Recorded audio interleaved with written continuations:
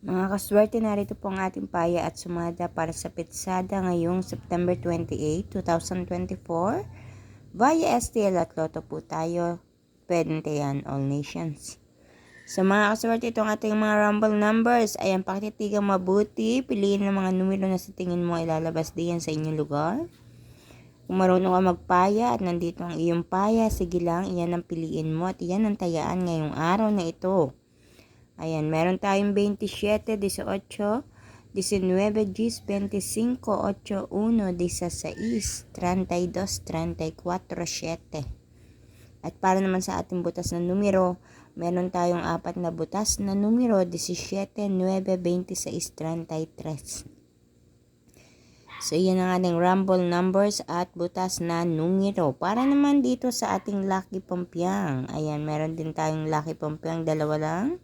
8-8, gis-gis.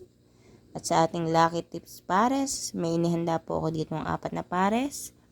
Nakinuha natin dito sa ating rumble numbers. 9-18, 17-33, 1-8, at 7-32. So, ilan lang ito mga kaswerte sa mga numero na inyong pagpipilian ngayong araw na ito.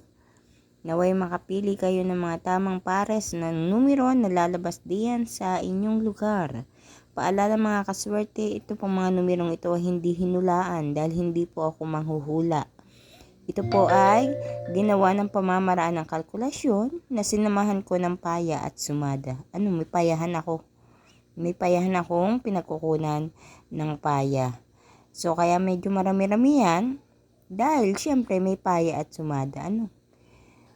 At maraming salamat mga kaswerte sa inyong patuloy na pagsubaybay dito sa aking paya at sumada every day. At huwag kalilimutan na i-like ang aking video, i-share po natin ang video para mapanood ang iba nating mga kaswerte na mahilig naman sa STL at Lotto. Ganun din naman, huwag kalilimutan na i-follow ang aking Facebook page para updated ka palagi sa lahat ng mga ipinopost ko dito. Ayan. So, may nakikita ako sa comment mga kaswerte, hindi daw lumalabas ang mga numero ko. Yes, maaaring dyan sa inyong lugar ay hindi lumalabas, pero sa iba't ibang mga lugar ay lumalabas po ang mga numerong ipinopost ko. Hindi naman po ito sure ball na kapag pinas ko lalabas agad dyan sa lugar ninyo. Siyempre malamang hindi po ito lalabas pero sa ibang mga lugar ay lalabas ito. So ganun lang po iyon mga kaswerte. Sana naman ay nauunawaan ng bawat isa. Ayan.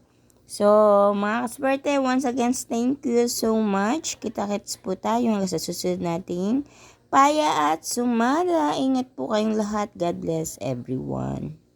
Bye-bye po.